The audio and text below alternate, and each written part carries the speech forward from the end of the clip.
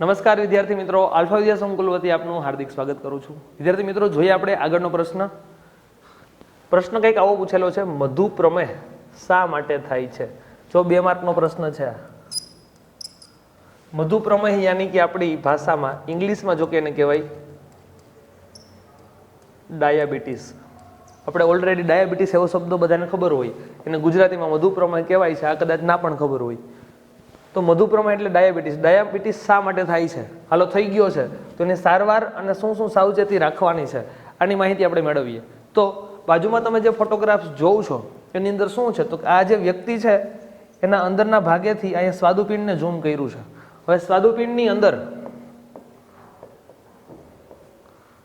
શેનો સ્ત્રાવ થશે? તો કે ઇન્સ્યુલિન। હવે શરીરની અંદર શું થશે? તો કે આ જે ઇન્સ્યુલિનનો સ્ત્રાવ છે એ યોગ્ય પ્રમાણમાં થવો જોઈએ અને જળવાઈ રહેવું જોઈએ। હવે માની લ્યો કે તમે સુગર વધારે ખાઓ છો, સુગર યાની કે ગળ્યો પદાર્થ, તો શરીરમાં જો સુગરનું પ્રમાણ વધી જશે, સમજો ખાસ, તો ઇન્સ્યુલિનનું પ્રમાણ ઘટી જશે। શરીરમાં જો કોનું પ્રમાણ વધશે? સુગરનું। સુગર યાની કે ખાંડ, ગળ્યા પદાર્થો, જો ગળ્યા પદાર્થનું પ્રમાણ વધશે તો ઇન્સ્યુલિનનું પ્રમાણ ઘટશે। જેના કારણે શું થશે? તો કે ઇન્સ્યુલિનનું પ્રમાણ ઘટશે તો શરીરને એક રોગ થશે જેનું નામ છે ડાયાબિટીસ અથવા તો મધુ પ્રમેય।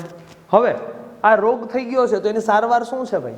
તો જો હવે તમારે આગળ કંઈ પણ ગળ્યો પદાર્થ ખાવો છે તો તમારા શરીરની અંદર આ ઇન્સ્યુલિનનું બેલેન્સ થવું જોઈએ। તો એના માટે તમને શરીરની અંદર ઇન્જેક્શન દ્વારા એક્સ્ટ્રા ઇન્સ્યુલિન દાખલ કરવામાં આવે છે। હવે આ એની સારવાર થઈ, પણ હવે મારે સાવચેતી શું રાખવાની છે?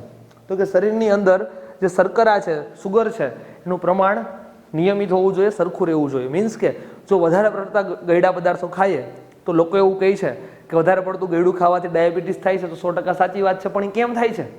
તો કે વધારે પડતું ગળ્યું ખાવ છો તો સુગર વધી તો ઇન્સ્યુલિનનું પ્રમાણ ઘટ્યું। હવે ઇન્સ્યુલિનનું પ્રમાણ ઘટ્યું તો કયો રોગ થયો? ડાયાબિટીસ, જેને ગુજરાતીમાં શું કહે છે? મધુ પ્રમેય।